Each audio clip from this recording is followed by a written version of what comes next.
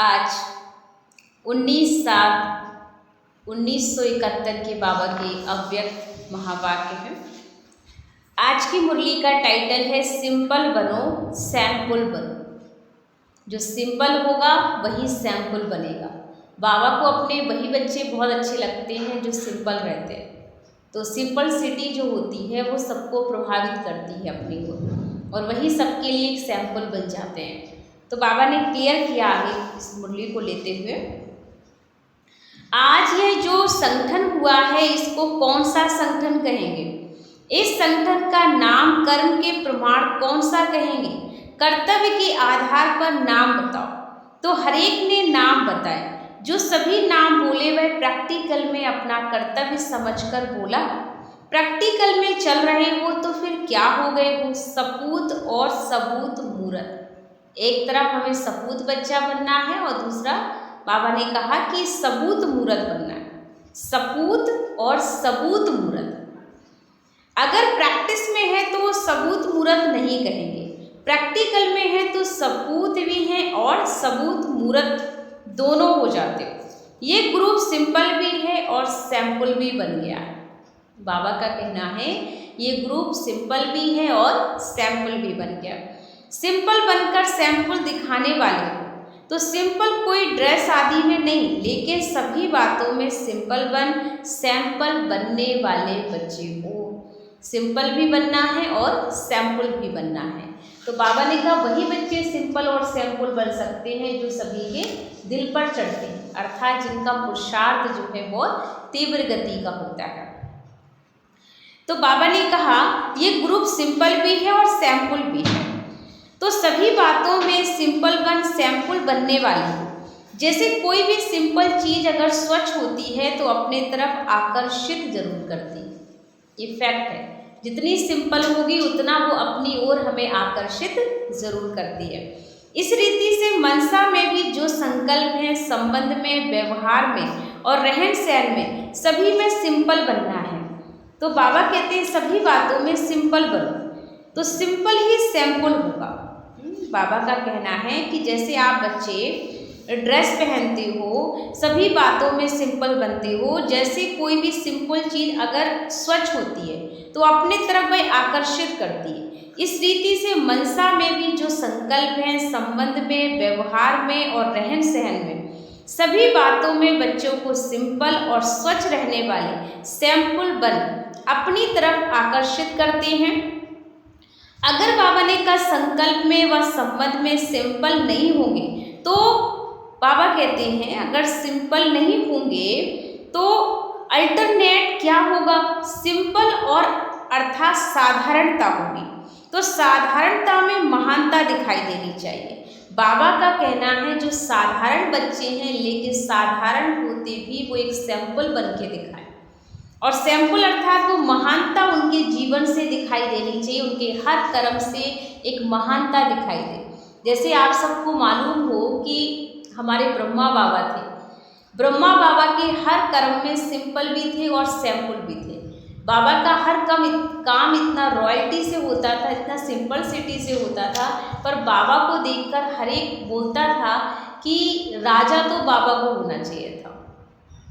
बाबा की पर्सनैलिटी इतनी इफेक्टेड थी। तो बाबा के संस्कार बहुत रॉयल थे, अंदर से बहुत सिंपल थे बाबा। तो जितना रॉयल और सिंपल रहेंगे उतना ही सैंपल बनना सहज हो जाएगा। तो वो सबके लिए एक सैंपल का रूप बन गए ब्रह्मा बाबा कि आज हम सारे बच्चे उन्हें फॉलो करते हैं। ब्रह्मा बाबा या मम्मा हम सभी कहते हैं कि मम्मा को फॉलो करो, ब्रह्मा बाबा को फॉलो करो, तो सभी उन्हें फॉलो करने की ओर जाते हैं। तो बाबा ने कहा इस रीति से मनसा में भी जो संकल्प है संबंध में, व्यवहार में और रहन सहन में सभी में सिंपल और स्वयं स्वच्छ रहने वाला ही सैंपल बन अपनी तरफ सबको आकर्षित करता है। अगर संकल्प में व संबंध में सिंपल नहीं होंगे तो अल्टरनेट क्या होता है? सिंपल अर्थात साधारणता दिखाई देगी। तो बाबा ने कहा जैसे बाबा आकर सृष्टि में सिंपल रहते हैं हुए आप सभी के आगे सैंपल बना। अति साधारणता ही अति महानता को प्रसिद्ध करती है। तो जितना ही साधारण होगा उतना ही वह उसका व्यक्तित्व महानता का दिखाई देगा। तो साधारणता सिंपल नहीं तो प्रॉब्लम बन जाती है। संकल्पों के भी प्रॉब्लम प्रारब्ध में रहते हो, रहन सहन भी सिंपल ना होने कारण औरों के लिए व अपने लिए कोई ना कोई प्रॉब्लम बन जाते हो। तो प्रॉब्लम बनना व सिंपल बनना, प्रॉब्लम बनने सिंपल नहीं। बाबा का कहना है कि प्रॉब्लम बनना अब बात सिंपल बनना, तो प्रॉब्लम वाले सिंपल नहीं बन सकते। तो इसलिए उनको ध्यान रखना है कि सिंपल बनना अर्थात कि सैंपल बनना। तो जितना आप सहज रहेंगे उतना आप औरों को अपनी ओर आकर्षित करेंगे। अगर आपका मन भारी है, आपका मन डिस्टर्ब रहता है, तो दूसरों को आप अच्छे नहीं लगते हैं, आप सहज नहीं लगते हैं, सैंपल फील नहीं करते। जितना आप सहज रहेंगे, आपका मन शांत होगा, उतना ही औरों को आप अच्छा अनुभव करा सकते हैं। बाबा ने कहा कि प्रारब्ध वाले ही सैंपल नहीं बन सकते, तो मनसा में भी सिंपल बनो। अगर कोई मनसा में भी उलझन में है अर्थात प्रॉब्लम में है, तो उसको सिंपल कहेंगे क्या? खुद से प्रश्न करें कि अगर हमारे मन में भी कोई जरा भी कोई संकल्प चल रहा है, तो बाबा कहते हैं क्या उसे सिंपल कहेंगे? सिंपल कहना अर्थात कि कोई भी बातों में हम भारी ना हो। अगर छोटी छोटी बातों में हम अपसेट हो रहे हैं, छोटी छोटी बातों में हम उदास हो जाते हैं, तो बाबा ने कहा आप कैसे किसी के सामने सैंपल बन सकते हो? सैंपल वही बन सकता है जो हर चीज़ को सहज रीति से पार करता है, हर चीज़ मुस्कुराते हुए पार करता है। तो बाबा का कहना है मनसा में अगर उलझन चल रही है अर्थात प्रॉब्लम चल रही है, तो उसको सिंपल कहेंगे क्या? जैसे देखो गांधी को सिंपल कहते थे, लेकिन सिंपल बन करके एक सैंपल बनकर तो दिखाया ना उन्होंने। उसकी सिंपल एक्टिविटी ही महानता की निशानी बन गई कि आज महात्मा गांधी का चरखा, महात्मा गांधी हर जगह पर एक म्यूजियम के रूप में लगाए जाते हैं। इतनी सिंपल सिटी महात्मा गांधी में थी कि आप देखते हैं कि वो वस्त्र भी उस हिसाब से नहीं थे उनके, ना ही उनका कोई भी प्रकार का आवरण ऊपरी रूप से दिखावा, लेकिन वो इतने लोगों को प्रभावित करते हैं कि महात्मा गांधी को सभी याद करते हैं। तो बाबा ने कहा एक बहुत बड़ा परिवर्तन के निमित्त बन गए। ऐसे ही बाबा कहते हैं आप बच्चे भी इतने सिंपल रहो, जितने आप सिंपल होंगे उतने सोबर होंगे, और सैंपल बनना आपका लोगों के लिए प्रेरणा स्रोत बन जाएंगे, आप प्रसिद्ध हो जाएंगे। इसलिए बाबा ने कहा उसकी सिंपल एक्टिविटी ही महानता की निशानी बन जाएगी। वह हो गया हद का एक्ट, लेकिन यहाँ है बेहद बाबा के बच्चे बनकर बेहद की एक्ट करना। तुम तो विश्व के निमित्त बने हो ना, जैसे विश्व बेहद का है, बाबा बेहद का है, वैसे जो भी बाबा ने का एक्ट करते हो वह बेहद की स्थिति में स्थित होकर ही बच्चों को एक्ट करना है। एक्ट माने कोई भी कार्य के एक्शन में आना अर्थात एक्टिविटी करना। तो बाबा ने कहा बेहद की स्थिति में स्थित होकर एक्ट करना, वह एक्ट ही अपने तरफ अट्रैक्ट करता है। जब आपकी स्थिति श्रेष्ठ होकर के आप एक्ट करेंगे, कोई भी एक्टिंग करते हैं, तो वो बाबा ने कहा एक तरीके से अट्रैक्टिव बन जाए, आपके लोगों को आकर्षित करें अपनी ओर। और आकर्षण मूर्त बनने के लिए क्या करना होता है? सिंपल बनना पड़ता है। यहाँ दैवी संबंध में अगर कोई सिंपल नहीं बनता, प्रॉब्लम बन जाता है, तो रिजल्ट क्या होती है? बाबा का कहना है कोई भी दैवी संबंध में अगर प्रॉब्लम बनकर खड़ा हो जाता है, तो बाबा कहेंगे क्या दिखाई देगा? सैंपल बनने की जगह प्रॉब्लम बन जाता है, तो रिजल्ट क्या होती? स्नेह और सहयोग से वंचित रह जाता है। इसलिए बाबा कहते हैं संबंध में कभी किसी के लिए प्रॉब्लम मत करो, किसी के मन को भारी मत करो। अगर कोई सिंपल नहीं बनता, प्रॉब्लम बन जाता है, रिजल्ट क्या होती? स्नेह और सहयोग से वंचित रह जाता है, क्योंकि ऐसी आत्मा फिर दूसरों से स्नेह प्राप्त नहीं कर पाती, उसे वो सहयोग नहीं मिलता है, क्योंकि जब वो उसका मन हमेशा भारी रहता है, उदास रहता है, एक दूसरे को कुछ ना कुछ वो सुनाता रहता है, तो बाबा कहते हैं ना ही स्नेह प्राप्त होता है, ना ही हम सहयोग मिलता उसे। और जो साधारण होता है, सिंपल होता है, उसकी तरफ ना चाहते भी सभी स्नेह भी देते हैं और सहयोग देने की शुभ भावना भी उस आत्मा के लिए होती है, क्योंकि वो सहज है, हर एक उससे बात करना चाहता है। तो सर्व स्नेही व सर्व से सहयोग प्राप्त करने के लिए व सर्व के सहयोगी बनने के लिए हमें सिंपल बनना पड़ेगा, और सिंपल बनना बहुत बहुत आवश्यक है। ब्रह्मावत्सों को सिंपल बनना बहुत आवश्यक है, क्योंकि जितना आप सहज होते तो हर व्यक्ति आपसे सहज मिलना चाहता है, सहज आपका सहयोगी बनना चाहता है। अगर आप खुद भी भारीपन में हैं, खुद ही बाबा ने कहा आप बोझ महसूस करते हैं अपने आप में, तो दूसरों को आपके संपर्क से सिर्फ बोझ और भारीपन का ही अनुभव होगा। कोई प्रॉब्लम तो नहीं है, बस स्वयं प्रॉब्लम बने हुए तो नहीं हो, चाहे लौकिक हो, परिवार में रह रहे हो, चाहे व्यवहार में रह रहे हो, चाहे देवी परिवार में सेंटर पे रहते हो, कभी अपने में प्रॉब्लम ना इमर्ज करो, ना कोई के लिए प्रॉब्लम बनाओ। अगर हम प्रॉब्लम सॉल्व नहीं कर सकते, कम से कम दूसरों के लिए प्रॉब्लम खड़ी ना करें। अगर प्रॉब्लम बनते हो तो सेवा लेने वाले बन जाते हो, सेवा देने वाले नहीं बनते हो। इसलिए किसी के भी स्वभाव संस्कार के बस हमें प्रॉब्लम में ना फंसना है और ना किसी के लिए प्रॉब्लम खुद बनना है। आप हो ईश्वरीय सेवाधारी, तो सेवाधारी अर्थात सेवा करने वाले हो, ना कि सेवा लेने वाले हो। अगर सेवा लेने वाले बनते हो तो नाम प्रमाण कर्तव्य नहीं हुआ। खुदाई खिदमतगार सेवा लेता नहीं है, सेवा देता है। इसलिए ब्रह्मावत्सों को सेवा देनी है, ना कि लेनी है।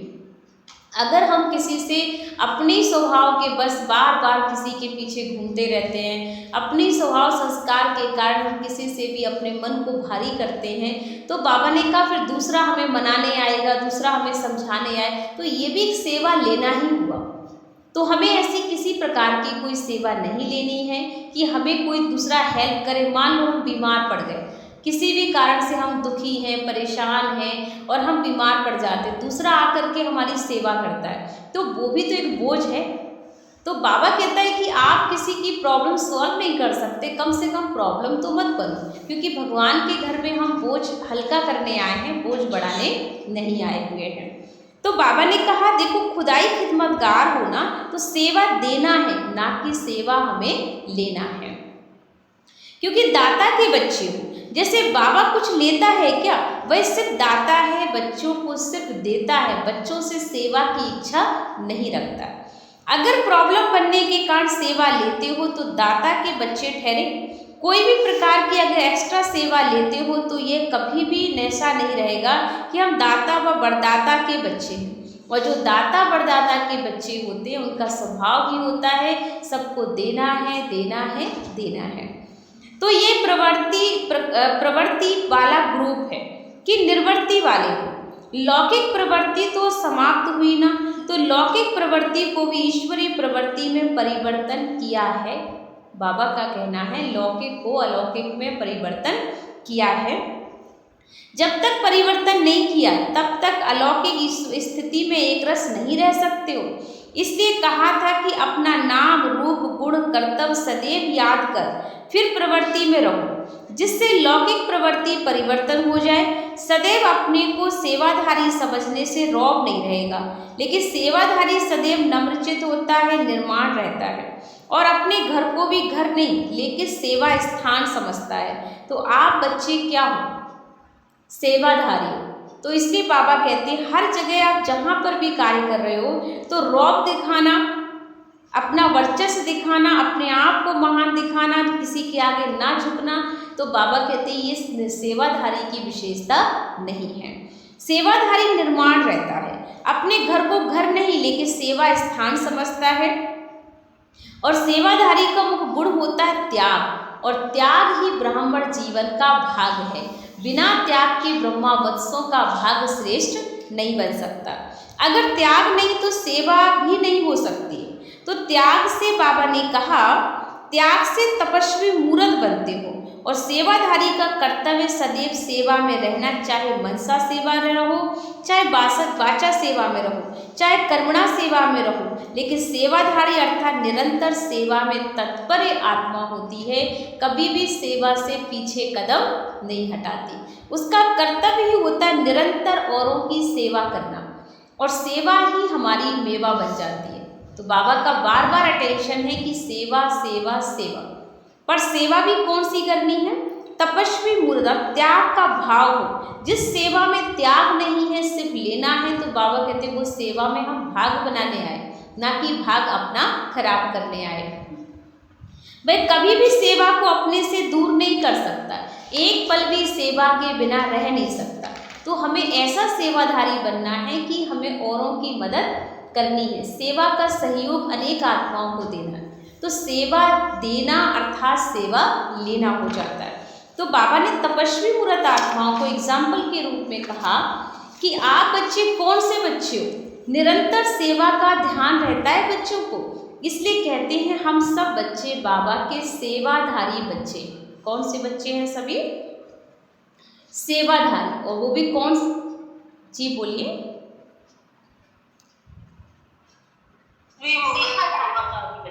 हाँ, बेहद के सेवाधारी बच्चे हैं हम।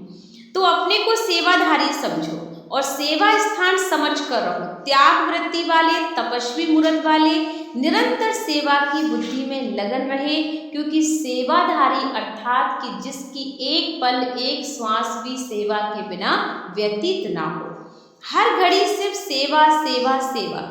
चाहे आप घर में रह रहे हो, चाहे आप सेंटर पे रह रहे हो, चाहे आप किसी बिजनेस में हो, लेकिन हर जगह पर हमें यही भाव समझना है कि मैं बेहद का सेवाधारी हूँ।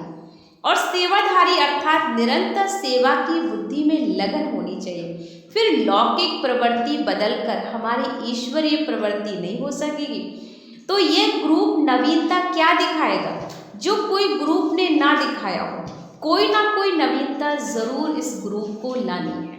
आज बाबा का एक संकल्प भी है बच्चों के लिए कि बाबा के विश्व सेवाधारी बच्चे हो तो कोई ना कोई नवीनता लाओ, ऐसी नवीनता लाओ जो हर आत्मा आपकी सेवा को देख करके उसे अनुभव हो कि यही वो तपस्वी आत्माएं हैं जो स्वर्णिम युग ला सकती हैं। तो हमें अपनी सेवा, त्याग, नवीनता स्वयं अपने कर्म से दिखानी है। खास भट्टी में तो आए हो ना, अपने में परिवर्तन भी खास होना चाहिए, क्योंकि जब भट्टी में आते हो तो परिवर्तन का ही संकल्प लेकर आते हो। आप सब भी बाबा के घर तपस्या भट्टी में गए होंगे। अभी भी जुलाई मास के और अगस्त की भट्टियों के प्रोग्राम्स आ चुके हैं और उन प्रोग्राम्स में भी हमें जाना ही, हर एक का अलग अलग ग्रुप के प्रोग्राम्स हैं। स्वार्थ लोग के भी हैं, माताओं के हैं, कन्याओं के हैं, टीचर्स के भी हैं, बहुत अच्छे प्रोग्राम्स। तो इतनी भट्टियों में जब हम जाते हैं तो यही संकल्प लेकर जाते हैं कि हमें कोई ना कोई तपस्वी मूर्त, कोई ना कोई संस्कार का परिवर्तन करके आएंगे।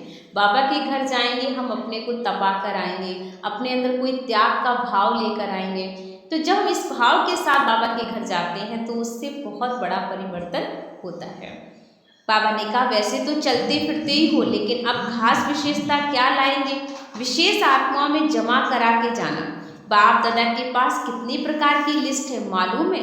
आपका किस लिस्ट में नाम है मालूम है? बताएंगे कौन बच्चे?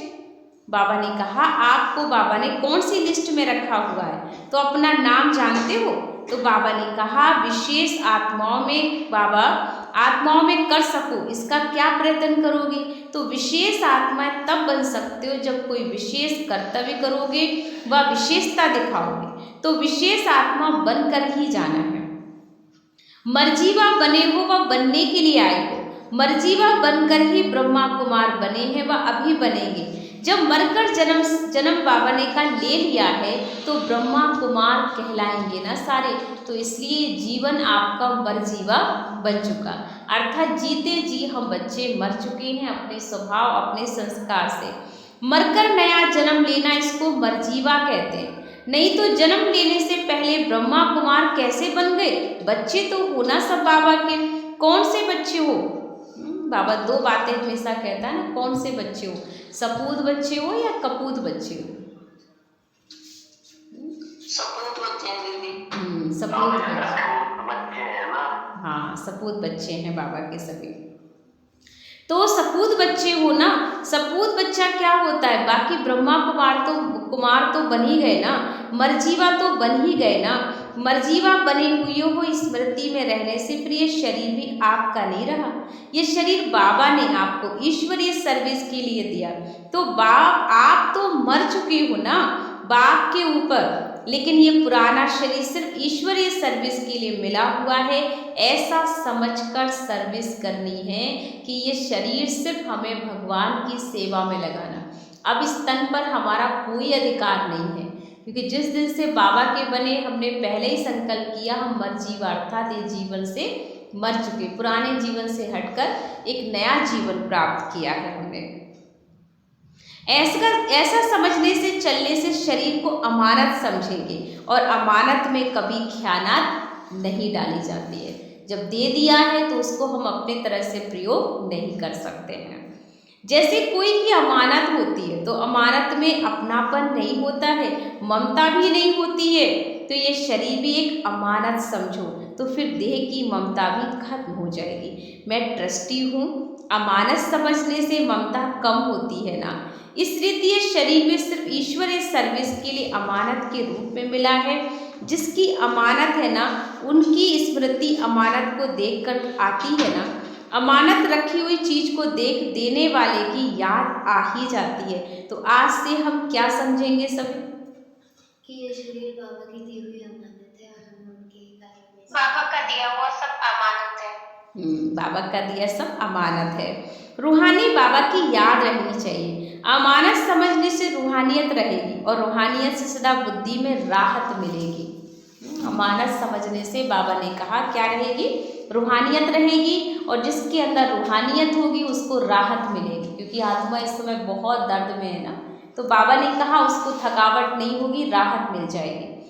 अमानत में खयानत करने से रूहानियत के बदले उलझन आ जाती और राहत के बजाय घबराहट आ जाती। बहुत अच्छे शब्द का कम्युनिकेशन किया बाबा ने। तो पहले कहा रूहानियत, रूहानियत के लिए बाबा ने कहा जहाँ रूहानियत होगी वहाँ पर राहत रहेगी, और जहाँ बाबा ने कहा अमानत में खयानत डालेंगे तो बाबा ने कहा उलझन आएगी और राहत के बजाय सिर्फ घबराहट ही मिलेगी। इसलिए ये शरीर है ही सिर्फ ईश्वरीय सर्विस के लिए। अमानत समझने से ऑटोमेटिकली रूहानियत की स्थिति में रहोगे। ये सहज उपाय है। अब निरंतर सहज योगी बन सकेंगे ना तो निरंतर रूहानियत की अवस्था में स्थित रहो।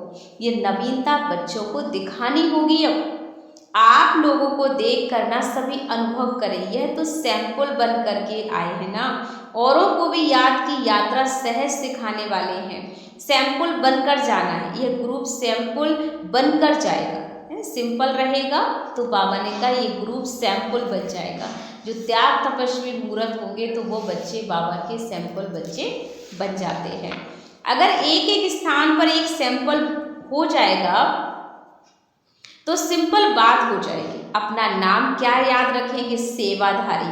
हम सब बाबा के सेवाधारी बच्चे हैं, और सेवाधारी तो हो ही ना, लेकिन सेवा ऐसे करो जो प्रत्यक्ष फल की प्राप्ति करा सको। जो भी आत्माएं आपके पास आए वो प्रत्यक्ष फल का अनुभव करें। तो स्लोगन क्या याद रखेंगे सभी बच्चे, अपनी रूहानियत की स्थिति में प्रत्यक्ष कर हर आत्मा को प्रत्यक्ष फल दिखाने वाले हो। यह इस ग्रुप का कर्तव्य है। जितना अपनी रूहानियत की स्थिति को पक्का करेंगे उतना प्रत्यक्ष फल बच्चे दूसरों को भी दे सकेंगे। तो प्रत्यक्ष फल देने के लिए स्वयं को रूहानियत में रखना होगा। अगर रूहानियत की स्थिति को प्रत्यक्ष नहीं दिखाते हो तो फल का प्रत्यक्ष नहीं दिखाई देगा, और प्रत्यक्ष फल दिखाने के लिए अपनी रूहानी स्थिति को प्रत्यक्ष करो। समझा कौन सा स्लोगन याद रखेंगे हम? अच्छा, अपने ऊपर छाप कौन सी लगा कर जाएंगे? सेवाधारी, समझा ना। तो मनसा में भी सेवा, और इस ग्रुप का त्याग क्या रहेगा? जिस त्याग से तपस्वी बन सको। तो आपकी प्रैक्टिकल दिनचर्या में बहुत करके विघन रूप क्या होता है, एक शब्द में इसको कहेंगे रौब। बाबा ने कहा दिनचर्या में सारा विघन रूप क्या बन रहा है, आपका रौब बन रहा है। और रौब मतलब एक तरीके से अहंकार, मैं बनाना। इसलिए रूहानी रुहाब नहीं आता है। प्रवृत्ति में जो भी रौब रखते हो ना, मैं रचेता हूँ, वह व्यवहार का भी तो रौब रहता है ना। संबंध में भी मुख विघन रूप क्या बन रहा है, रौब। रौब अर्थात कि मैंपन, कि मैं ही सब कुछ हूँ, मैं ही बड़ा हूँ, मेरी बात मानी जाए। ये जो रौब है बाबा ने कहा ये आपको आगे बढ़ने नहीं दे रहा है। इसका त्याग करो। सेवाधारी रौब नहीं दिखाता, इसलिए रौब का त्याग करना है। ये मुख्य त्याग है। हिम्मत तो सब में है ना त्याग की। तो जो भी वायदे करते हो एक एक वायदा पर अविनाशी का छाप लगा दो, और अविनाशी छाप ना लगाने कारण वायदे अल्पकाल के हो जाते हैं। कईयों की रिजल्ट में यह दिखाई देता है कि यहाँ वायदे करके जाते हैं, फिर वायदे बदल करके विलाप करने लग पड़ते हैं। जब मधुबन भट्टी में जाते बच्चे तो बहुत बड़े बड़े बाबा से वादे करते हैं और यहाँ आने के बाद सारे वादे भूल जाते हैं। क्या करें, क्या हो गया, अब मदद करो बाबा, चाहते तो नहीं थे ना, लेकिन ये कारण बन गया। योगी के बदले जैसे वियोगी बन करके गीत गाना शुरू कर देते हैं कि क्या करें बाबा, अब होता नहीं ऐसे हमसे। तो ऐसे अनेक प्रकार के विलाप जो है बाबा के सामने करना शुरू कर देते हैं, पर बाबा को अच्छा नहीं लगता है कि बच्चे विलाप करें। बाबा चाहता है कि बच्चे अब हमारे इतने जल्दी तैयार हो जाए कि औरों की सेवा कर सकें। तो ये कारण का निवारण करो। तो अब निरंतर योगी बनना, विलापों वाले वियोगी नहीं बनना। ये ग्रुप या प्रैक्टिकल करके दिखाएगा। अब क्या, क्यों, कैसे, ये क्वेश्चन मार्क बाबा को बिल्कुल अच्छे नहीं लगते हैं। जो कहा है ना वही करेंगे, चाहे कितनी भी बातें सहन करनी पड़ जाए ना, लेकिन सामना करके दिखाएंगे, हम विजयी बनकर दिखाएंगे। ये दृढ़ता बच्चों में दिखाई देनी चाहिए। बाबा कहता परिस्थितियों से भागना कायरता होती है। अगर हम देखते हैं कि यहाँ प्रॉब्लम ज़्यादा है तो हम यहाँ से भाग लें, तो घर परिवार में परिस्थितियाँ तो आनी ही, कितनी भी प्रॉब्लम्स को भागोगे जितना उतनी और बढ़ती जाएंगी। तो बाबा ने कहा कि प्रॉब्लम से भागना नहीं है, प्रॉब्लम का फेस करना, उनसे जो है हमें सामना करना है। लेकिन कई बच्चे भागंती हो जाते हैं, लेकिन सामना करके दिखाओ ना, विजयी बन के दिखाओ ना, एक दो के मददगार बन के दिखाओ, एक दो के शुभ चिंतक बन के दिखाओ। क्योंकि हम कई बार कहते हैं ना इसमें ये कारण है, वो फलाना ऐसा है, तो हम क्या करें। बाबा कहते कि आप उसके लिए शुभ चिंतक बन के तो दिखाओ, उसका मददगार बन के तो दिखाओ। कोई कैसा भी हो वो बदलेगा, सबके लिए शुभ भावना रखो, समय सब कुछ ठीक कर देगा। कोई भी दुनिया में ऐसा नहीं जो ना बदलाओ। आपने कुंभकर्ण का नाम सुना है, कितने कुंभकर्ण भी लास्ट में उसने भी भगवान का ही याद किया कि प्रभु मैं भी अपने आप को आपके आगे समर्पित करता हूँ, आपकी लीला के आगे झुक जाता हूँ। तो हर एक चाहे वो कितना भी असुर रहे प्रवृत्ति के हों, लेकिन हर एक लास्ट में भी झुक जाता है। तो बाबा कहते हैं आपकी त्याग तपस्या के आगे लोगों को झुकना तो 100% है, लेकिन हमें भागना नहीं है प्रॉब्लम से। तो बाबा ने कहा शुभ चिंतक बन के रहना है, सबका सहयोगी बन के दिखाना है। जब वह एक दो के सहयोगी बनकर घेराव डाल सकते हैं, तो क्या आप माया को घेराव नहीं डाल सकते हो? पांडव सेना घेराव नहीं डाल सकती है? एक दो के शुभ चिंतक बनना है, आज से सहयोगी बनते रहो, तो माया की हिम्मत नहीं है जो आपके घेराव के अंदर आ सके। माया घेराव वही डाल रही है जहाँ कहीं ना कहीं हम खुद ही आपस में एक दूसरे का सहयोग नहीं करते, एक दूसरे के हम मददगार नहीं बनते, एक दूसरे के शुभ चिंतक नहीं बनते। इसलिए बाबा का कहना है कि हम सबको एक दूसरे का शुभ चिंतक बनना है, हर एक के लिए शुभ भावना रखो, ये सहयोग की भावना रखो, ये संगठन हमारा अपना है, सहयोग का शक्ति का सहयोग दो, ये संगठन के सहयोग की शक्ति प्रत्यक्ष फल दिखाएगी।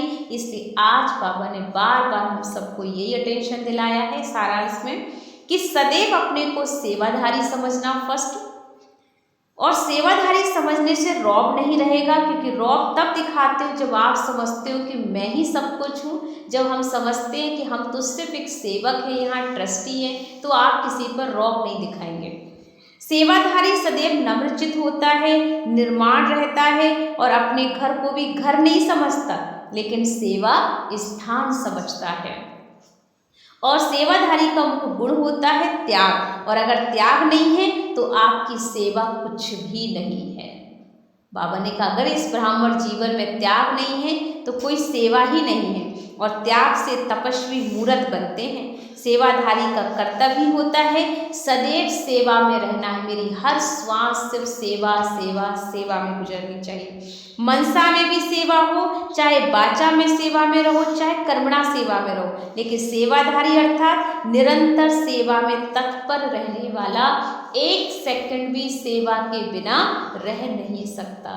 तो ये था सारांश में बाबा का अटेंशन कि हमें पूरे दिन में चेक करना है क्या हम वही सेवाधारी ऐसे सिंपल और सिंपल रहते हैं क्योंकि बाबा चाहता है सिंपल वाला ही सैंपल बन सकता है। जितना आप सिंपलिसिटी के अंदर होंगे उतना लोगों को आप आकर्षित भी करेंगे, और आप जितना नम्रचित होंगे उतना औरों की सेवा करने में भी आपका योगदान रहेगा। इसलिए हर एक की सेवा हमें करनी है, शुभ भावना रखनी है, फिर देखो कितने जल्दी परिवर्तन होता है। तो ये थे बाबा के आज के बहुत ही सुंदर अव्यक्त महावाक्य, जिसमें बाबा ने बार बार हमें अटेंशन दिलाया है कि हम बाबा के सच्चे सेवाधारी बच्चे हैं। ओम शांति।